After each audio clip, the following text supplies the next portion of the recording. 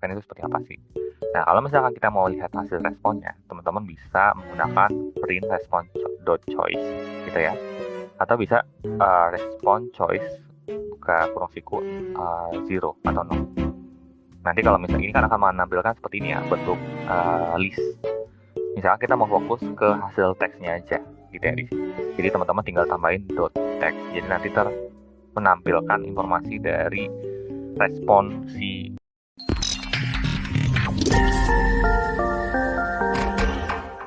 Pernah kepikiran gak sih kita ngebangun sebuah aplikasi AI yang powerful dengan less code? Jawabannya bisa. Teman-teman bisa menggunakan API OpenAI untuk mengutilize AI yang ada di OpenAI untuk teman-teman gunakan di aplikasi teman-teman. Baik teman-teman gunakan untuk buat chatbot ataupun beberapa tools lainnya yang membantu pekerjaan teman-teman sendiri. Kalau misalkan di sesi sebelumnya kita sudah mengenal basic-basic dari API, apalagi teman-teman udah belajar life cycle dari data management itu sendiri kan, mulai dari create, read, update, dan delete. Dan bagi teman-teman yang ketinggalan, mungkin bisa nonton dulu di video sebelumnya, karena di sesi sebelumnya aku udah bahas detail nih terkait bagaimana teman-teman bisa membangun API. Di sesi kali ini kita nggak akan fokus ke sana, tapi kita mau lihat lebih ke aplikatifnya, bagaimana menggunakan API di OpenAI. Di sesi kali ini, teman-teman akan mempelajari konsep dasar dari API itu sendiri, dan apa yang membedakan API dengan ChatGPT. Karena kita akan menggunakan OpenAI sebagai perusahaan yang menyediakan ChatGPT. Dan hal apa yang perlu teman-teman ketahui terkait OpenAI API, dan bagaimana membuat request API pertama teman-teman di OpenAI, dan pengertian dari rate limits di API, dan bagaimana mengatur jawaban dari OpenAI agar tidak terlalu random. Kita bisa atur randomness dari jawaban dari AI-nya tersebut. Termasuk teman-teman akan mengenal sekilas terkait token, gitu ya. Oke, nggak usah lama lagi. Mari kita coba explore untuk sesi kali ini. Yuk kita explore. Oke, sebelum mulai, izinkan aku mengenalkan 3 entitas yang teman-teman harus ketahui. Pertama itu OpenAI, ChatGPT, dan API OpenAI. Ini 3 hal yang entitas yang berbeda ya. Nah, OpenAI sendiri itu adalah perusahaan AI, research and development buat di AI itu sendiri. Jadi ini yang dipimpin oleh Sam Altman untuk mengembangkan research and development di artificial intelligence. Nah, OpenAI ini membuat sebuah aplikasi namanya ChatGPT. ChatGPT itu adalah sebuah aplikasi yang dibuat oleh OpenAI yang bisa diakses oleh semua orang. Nah, bukan hanya itu, jika teman-teman mau bikin aplikasi sama serupa kayak ChatGPT, tapi menggunakan model yang sudah dikembangkan oleh OpenAI, teman-teman bisa mengaksesnya menggunakan API.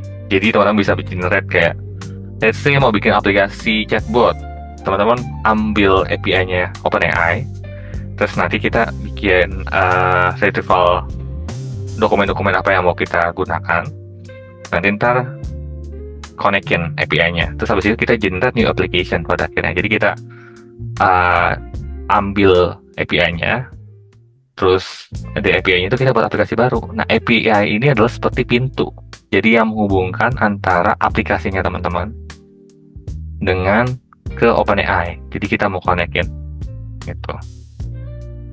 Jadi gitu ya. Jadi kalau OpenAI itu adalah perusahaannya, ChatGPT itu adalah aplikasi yang dibuat oleh OpenAI untuk diakses secara umum. Sedangkan kalau misalnya teman-teman mau bikin kayak gini, teman-teman harus akses API-nya terlebih dahulu. Gitu. Nah, API itu apa sih? API itu kepanjangan dari Application Programming Interface, atau disingkat API. Coba teman-teman perhatikan order pesanan di bawah. Misalkan kita bayangkan kita lagi ada di restoran, kita berkumpul bersama teman-teman, kawan-kawan, terus udah dapat nih. Kan biasanya kalau datang kita dikasih silakan mau mesen menu apa gitu ya. Oke, kita udah lihat, aku udah menentuin aku mau beli, misalkan mau beli salad, terus si Budi mau beli steak misalkan, terus si Catherine mau beli apa gitu misalkan. Kita panggil pelayan gitu ya, kita order. Nah, pelayannya datang kan, nah pelayannya datang terus nanya, mau order apa gitu. Aku bilang aku mau salad, si Budi mau steak, terus Catherine mau misalkan hamburger. Oke. Nah, udah dapat, pasti si pramusajinya ini akan membawa orderan itu ke chef. Nanti chef itu akan mengelola, membuat masakannya, terus kasih lagi ke pramusaji. Pramusaji itu akan meneruskan ke aku yang mesen salad, terus yang mesen steak, sama yang pesen hamburger, seperti itu. Nah, ini kan ada middleman ya di sini. Middleman di sini yaitu pramusaji yang menghubungkan antara si chef dengan user gitu, ya kan nggak mungkin kan kita sebagai user terus tiba-tiba kita datang ke dapur, chef mau beli salad gitu, nanti ntar banyak banget orang akan ke dapur terus chefnya jadi bingung semuanya mau order terus urutannya gimana nih. Nah, sedangkan dengan adanya pramusaji dia akan ngebantu ngelit orang tetap stay, jadi sama-sama enak, usernya tetap stay di tempat, nggak usah perlu datang ke chef, tapi dia menyiapkan layanan yang sama ketika si user itu langsung datang ke chef. Jadi memberikan layanan, kita bisa pesan makanan terus kita dianterin juga makanannya, seperti itu. Nah, si pramusaji ini bisa disebut sebagai API. Dia yang menghubungkan antara middleman, yang menghubungkan antara si chef sama si user gitu. Contohnya kayak gimana? Contohnya kayak misalkan teman-teman pakai aplikasi cuaca, pernah buka aplikasi cuaca? Kalau misalkan teman-teman HP di Android atau di OS, nah itu pasti kan ada kayak notifikasi cuaca gitu ya di HP itu, kita kayak misalkan oh ini ada ini gitu. Nah, biasanya nanti cuaca itu akan tergantung dengan lokasinya. Nah, gimana caranya kita bisa tahu kayak misalkan di Solo itu akan hujan atau akan cerah berawan? Pasti HP kita tuh akan meminta request dulu nih di sini. Oh, lokasinya aku lagi posisinya di Solo. Oke. Nah, Solo terus oke, dia dapat Solo. Oh iya, Solo. Terus dia lanjutkan ke Google, database Google. Kalau Solo itu musimnya apa ya? Cuacanya apa ya? Oh, dapat cuacanya berawan misalkan. Nanti diteruskan sama si API ke aku. Oh, ternyata di Solo itu lagi berawan, suhunya 25 derajat gitu. Itu peranan informasi yang terjadi di belakang layar kita. Bahkan ini seharusnya teman-teman banyak loh implementasinya. Kayak misalkan teman-teman pakai Google Translate. Google Translate kan gimana dia bisa mentranslate? Kan pasti dia ada ngubung ke database tertentu kan. Nah, itu ada middleman application yang menghubungkan antar aplikasinya gitu, database-nya atau apapun itu. Nah, penerapannya di Appen AI gimana? Ini kita udah terlalu umum terkait API-nya sendiri. Terkait di Appen API-nya itu adalah kita mau request model, data, dan parameter. Nanti si OpenAI-nya itu akan ngasih feedback responnya. Kayak misalkan aku mau modelnya tuh bisa ngebaca perbedaan data, misalkan perbedaan data antara A dan B gitu ya. Nah, dia bisa summarisasi, bisa menyimpulkan data. Tuh, terus datanya itu terkait industri perikanan. Terus parameternya dia nggak boleh salah menyampaikan kesimpulan. Jadi nggak boleh ada yang misalkan contoh kayak misalkan ada teksnya perikanan di Indonesia bertumbuh, tapi dia Indonesia bukan perikanan tapi perkebunan. Nah, nggak boleh yang apa ya, anomali lah, summarisasinya yang nggak sesuai apa yang kita mau. Nah, itu kita atur, kita request. Oh, nanti ntar si OpenAI akan berikan layanan tersebut ketika teman-teman merequestnya gitu. Lebih detail bedanya ini OpenAPI ketika kita gunakan dengan kita menggunakan ChatGPT apa sih? Nah, kalau misalkan teman-teman menggunakan OpenAI itu teman-teman bisa menggunakan capability berikut ini. Jadi ada text generation, image generation, video, audio generation, text to speech, dan seterusnya. Dan dia itu lebih fleksibel. Teman-teman bisa, kalau misalkan teman-teman mau bikin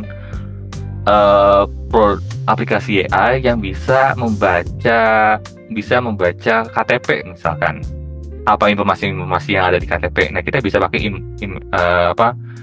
misalkan computer vision dan sebagainya. Atau misalkan kita mau bikin aplikasi yang bisa generate a picture, kita bisa pakai image generation gitu dan sebagainya.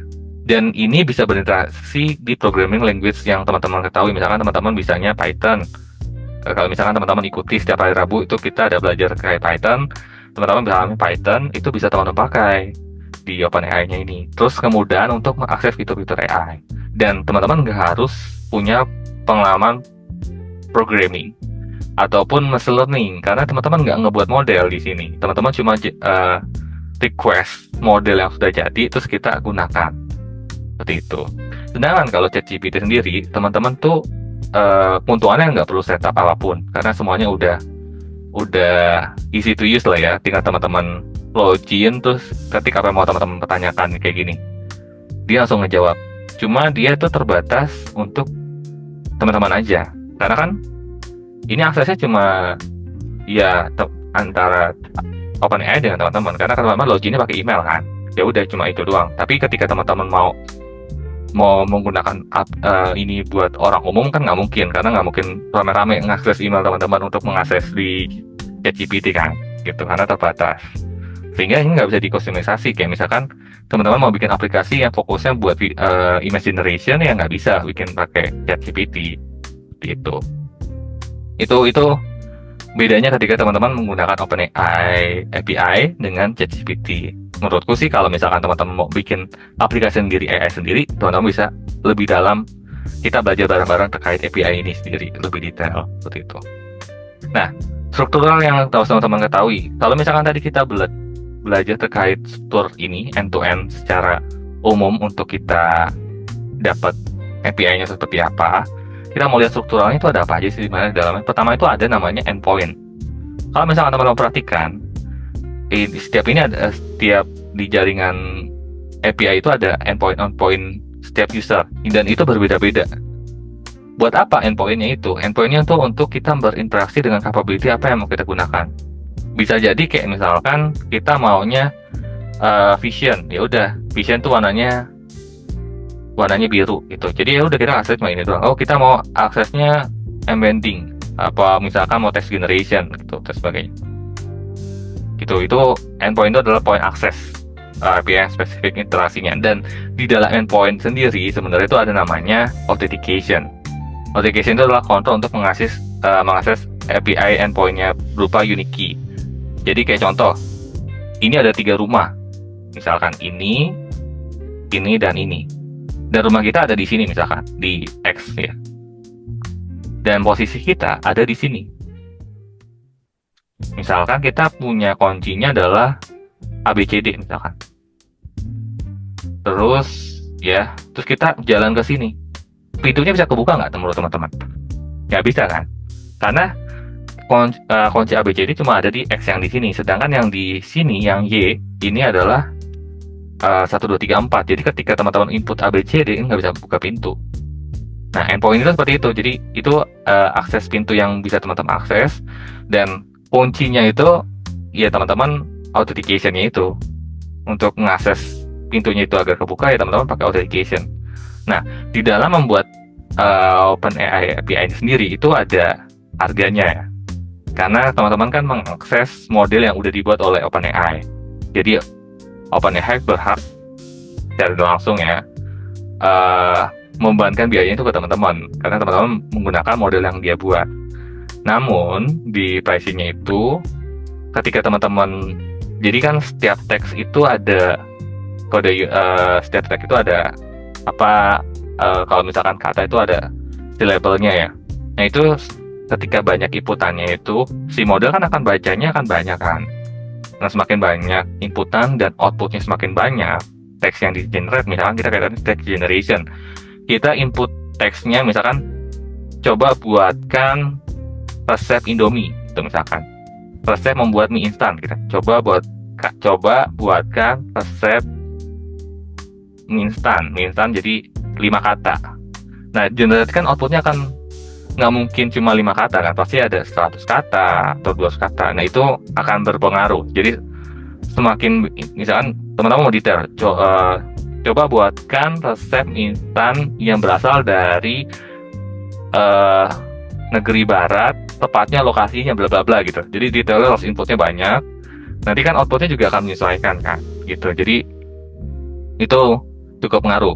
Kecuali teman-teman maksimal katanya adalah 300 kata, lebih dari 300 kata itu nggak boleh. Jadi nanti kita buat modelnya tuh bikinnya 300 kata. Nah jadi semakin keras inputnya besar, outputnya semakin banyak, itu akan menghasilkan biaya yang cukup besar. Jadi teman-teman harus consider ini. Tapi kalau misalkan teman-teman baru menggunakan layanan AI API ini, biasanya ada dia free trial.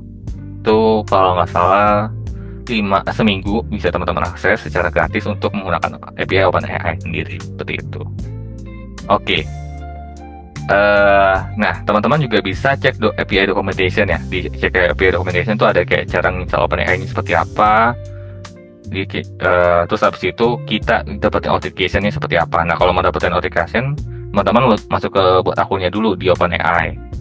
Kalau udah buat API key-nya dulu, kayak gini nih, diklik create new secret. Terus habis itu kodenya itu akan teman-teman simpan.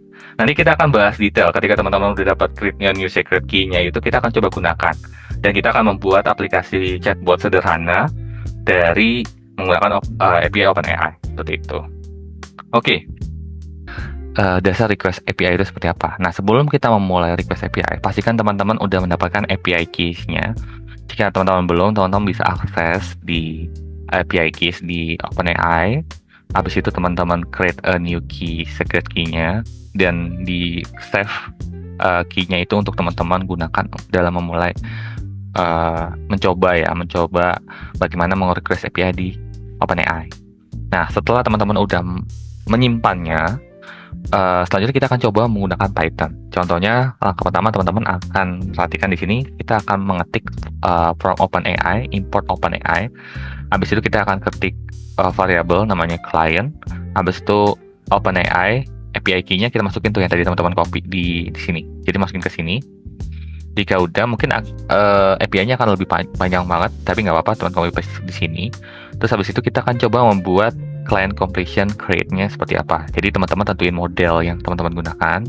Kalau contoh di sini aku pakai GPT 3.5 Turbo Instruct. Terus habis itu nanti ntar prompt apa yang mau kita tanyakan, gitu. Nanti pertanyaan ini akan dijawab oleh respon ini sendiri seperti apa. Nah, setelah itu kita lihat hasil responnya seperti apa sih. Nanti cara melihat hasil responnya, teman-teman lihat di sini. Jadi di sini adalah prompt tokennya, di sini ada 5. Kenapa di sini ada prompt tokennya ada 5? Karena what is the request API, gitu ya. Jadi ada 5 token. Gitu. Nanti kita lebih detail, maksudnya token itu seperti apa sih. Nah, kalau misalkan kita mau lihat hasil responnya, teman-teman bisa menggunakan print response.choice, gitu ya. Atau bisa response choice buka kurung siku 0 atau 0. Nanti kalau misalnya ini kan akan menampilkan seperti ini ya, bentuk list.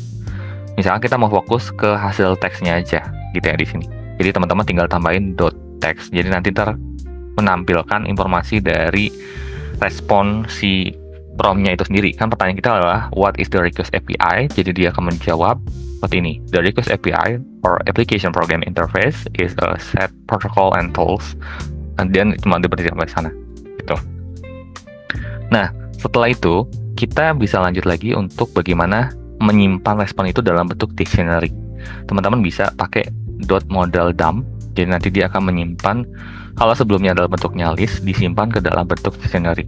Gunanya buat apa? Buat informasi kalau misalkan teman-teman mau menggunakan API ini untuk komunikasi dua arah ke platform lainnya, atau menyimpan ke dalam database.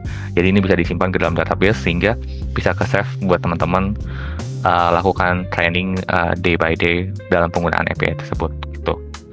Nah, dalam penggunaan API sendiri itu ada namanya rate limit. Rate limit adalah batasan yang diberikan oleh OpenAI untuk teman-teman bisa mengakses seberapa besar frekuensi atau output yang dihasilkan dari API request-nya teman-teman. Jadi contoh, misalkan kita mau request adalah buat tanya jawab kayak chatbot gitu ya. Sini, misalkan kita mau pakai layanan chatbotnya si OpenAI. Nah, nanti misalkan sekali kita nanya itu kita dikasih beban adalah 10 misalkan. Nah, nanti aksesnya ini kita disebar nih, misalkan ada 3 komputer di sini. Nah, jadi kalau misalkan banyak banget yang akses, itu biasanya kan frekuensinya akan naik tuh. Nah, ini akan mempengaruhi ke harganya. Misalkan 10 akses itu dihargai $0,1 misalkan. Nah, Kalau misalkan teman-teman menggunakan di banyak komputer, terus sekali aksesnya bisa 30, di sini 40, terus di sini 30, berarti sehari itu ada 600 request. Jadi teman-teman harus bisa bayar sebesar $1 per 3 PC, gitu ya. Makanya better kalau misalkan teman-teman bisa ngebagi layanan ini maksudnya dibikin kayak ruangan-ruangan tersendiri, agar kayak misalkan untuk layanan chatbot ini pakai ini, terus kalau layanan ini pakai ini, jadi terpisah-pisah seperti itu. Nah, untuk mengetahui harga-harga dari masing-masing model, teman-teman bisa lihat di OpenAI documentation. Di situ ada setting organization limit, jadi itu ada harga-harga dari model-model yang bisa teman-teman gunakan. Kalau yang tadi kita gunakan adalah 3.5 Turbo Instruct, itu ada harganya 90.000 TPM token per minute, terus 3 RPM atau request per minute, terus ada TPD-nya 20.000 TPD. Jadi teman-teman bisa memilih mana yang bisa teman-teman gunakan seperti itu untuk penggunaan dari masing-masing token, karena harganya beda-beda ya, tergantung model yang teman-teman pilih seperti itu. Nah, kalau misalkan teman-teman perhatikan di contoh di contoh audio translation, ketika kita menanyakan when is the dashboard expected to be tested, itu jawabannya sangat tidak irrelevant ya, maksudnya kurang tepat. Namun itu dikarenakan adanya non-deterministic atau inherently random. Jadi respon selalu tidak sama sekali dijalankan. Jadi ada beberapa aspek, diantaranya kalau misalkan aku jalanin 2 proses nih. Yang pertama ini aku nanya hidup ini adalah perjalanan yang panjang, sama-sama dijalankan dengan waktu yang berbeda. Kalau misalnya teman-teman perhatikan ada jamnya beda ya di sini. Dia hasilnya beda-beda ya. Ini ada jawab ini, kadang bisa ini. Gimana sih kita bisa mengatur agar jawabannya itu konstan? Teman-teman bisa mengaturnya dengan namanya temperatur. Nah, temperatur itu adalah untuk mengatur variasi jawaban respon yang ada di GPT sendiri. Dimana kalau 0 itu cenderung tetap, hingga 2 itu sangat variasi. Contohnya kalau misalkan di sini aku temperaturnya adalah 0, dan di sini temperaturnya 0, ini jawabannya selalu sama kan? Ini aku cobaan pertama ini, cobaan kedua ini, jawabannya sama antara 1 dan 2. Terus di tengah-tengah aku ganti di sini temperatur 1,2. Kalau misalkan teman-teman perhatikan, secara jawaban dia berbeda-beda. Buat apa sih ini berbeda-beda? Karena agar lebih menarik kan. Tapi kalau misalkan aku ganti 2, dia udah absurd jawabannya, udah nggak jelas ya. Itu sangat-sangat random ketika meresponnya.